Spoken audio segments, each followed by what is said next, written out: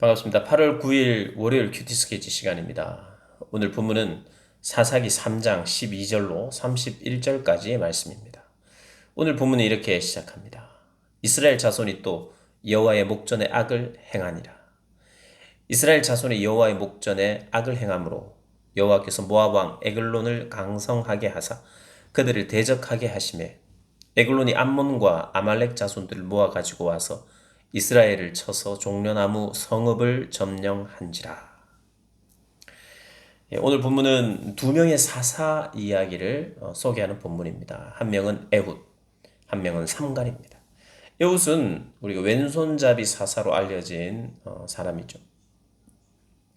오늘 본문을 보면 첫 번째 사사 온니엘이 죽고 나서 이스라엘 백성들이 또 여호와의 목전에서 악을 행한다. 이 악이라는 것이 계속해서 반복이 되고 있습니다.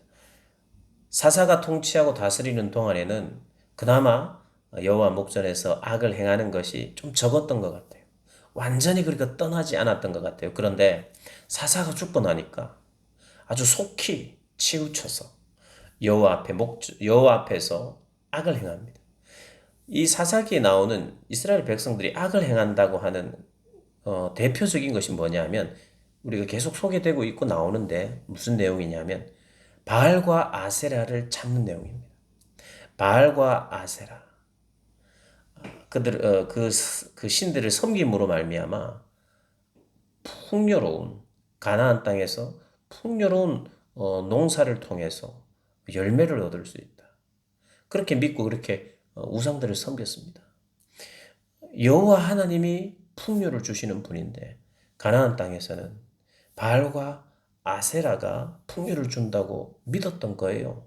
그 나라 사람들은 그렇게 계속해서 믿어왔고 이스라엘 백성들도 거기에 들어가서 살면서 동화되면서 광야에서는 출애굽할 때는 하나님이 우리를 도우셨지만 이 가나안 땅에서는 이들의 신이 돕지 않겠느냐 하는 그런 마음을 가지고 하나님도 믿고 바알과 아세라도 믿고 또 이랬던 것입니다. 그래서 이 이스라엘 백성들이 목전에서 악을 행했다는 것은 우상 숭배를 이야기하는 거예요.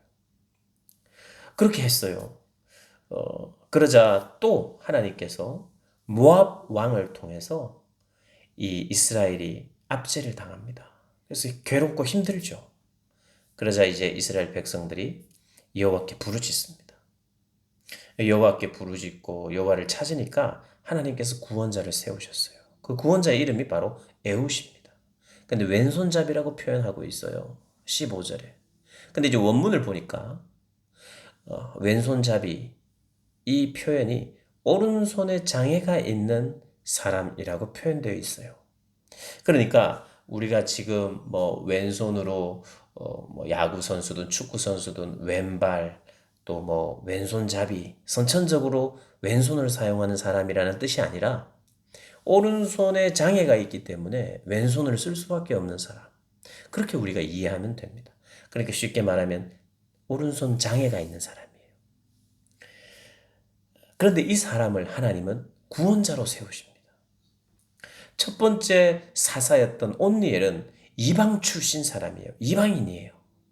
하나님의 그 구원은 이방인들을 통해서도 구원하고 역사하고 이스라엘 백성들을 통해서도 구원하시고 역사하시는 하나님은 이방인이라고 해도 출신이 뭐 어떻다고 해도 또 선천적으로 장애를 가지고 있다고 해도 그것과 상관없이 하나님을 의지하고 하나님께 순종하는 자를 사용하시기 기뻐하신다는 것은 오늘 본문을 통해서 우리가 알 수가 있습니다.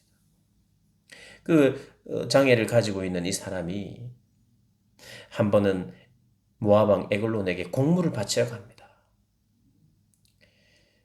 그런데 이제 장애를 가지고 있는 사람이 왔기 때문에 그에 대한 경계심을 늦추고 있었어요.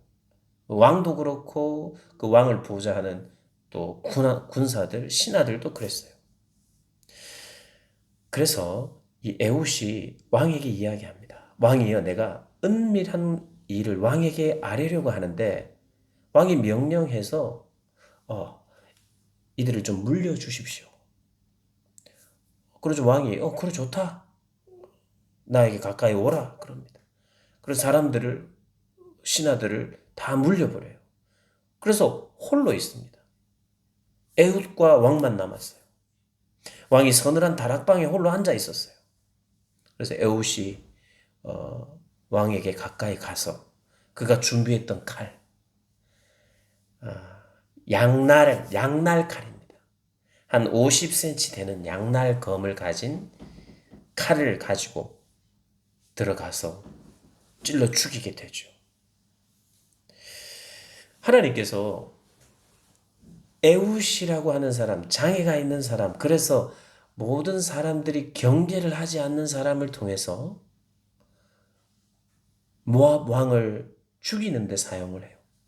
그러니까 사실 한 손을 잘 못 쓰는, 오른손을 잘 못 쓰는 사람이 전쟁터에 나가서 왕을 죽일 것이라고는 생각을 하지 못하고 기대하지 못하는 그런 상황인데, 오히려 하나님은 그 약점을 사용해서 사람들이 경계심을 늦추도록 하고, 왕도 뭐 부담 없이 올라와서 만나게 하고, 가까이 와서 은밀한 일을 한번 이야기해 보라고 하고, 그것 때문에 왕을 죽일 수가 있었어요.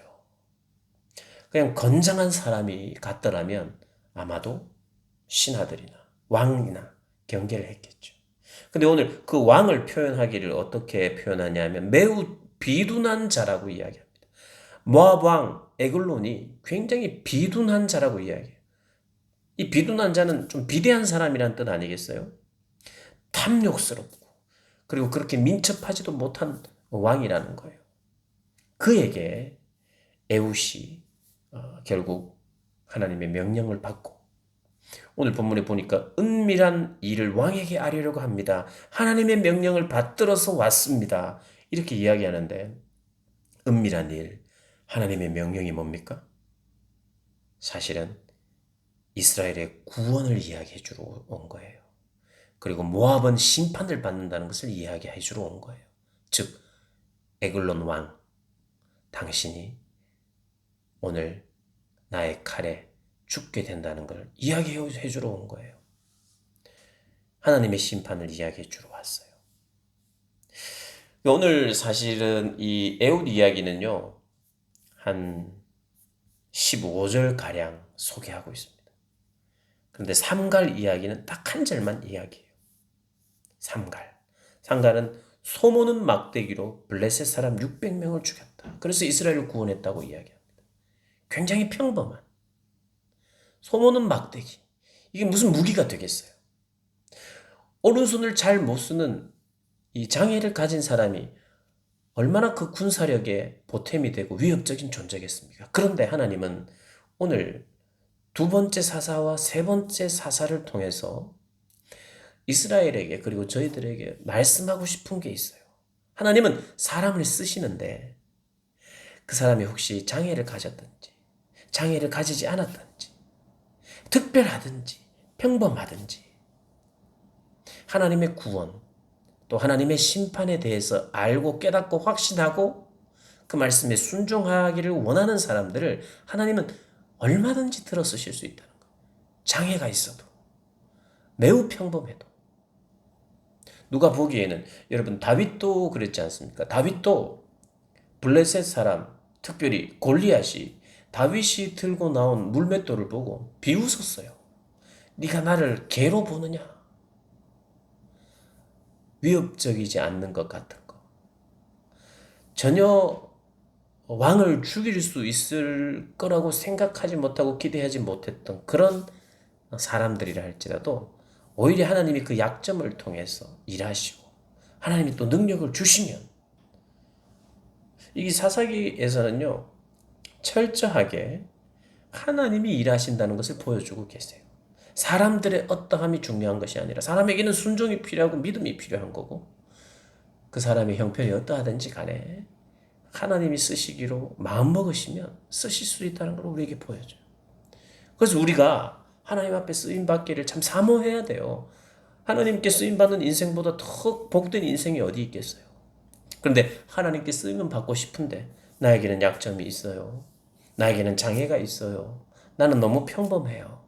이런 이유로 하나님께 쓰임 받을 수 없다고 생각하는 것은 하나님의 말씀을 잘 몰라서 그렇습니다. 하나님께 쓰임 받는 사람은 참 너무나도 평범했던 사람이에요. 하나님께서 들어 쓰시자 그들이 위대해졌던 거죠. 오늘을 살고 있는 우리 사랑하는 우리 고등부 학생들, 그리고 또 이 큐티 영상을 보시는 모든 분들, 어쩌면 평범하고 찌극이 평범하다고 생각할지 모르겠어요. 좋습니다. 아니면 나는 핸디캡이 많다 이렇게 생각할 사람 있을 수도 있어요. 그들 모두가 하나님께는 쓰임받을 수 있는 대상이라는 걸 기억해야 해요. 다만 하나님의 구원에 대한, 그리고 하나님의 심판에 대한 깨달음과 확신, 그리고 순종하고자 하는 마음, 그 마음을 통해서 하나님은 일하시길 기뻐하신다는 거 기억하고 내 삶의 현장, 내 형편에서 순종하는 복된 여러분들 되시길 주님의 이름으로 축복합니다.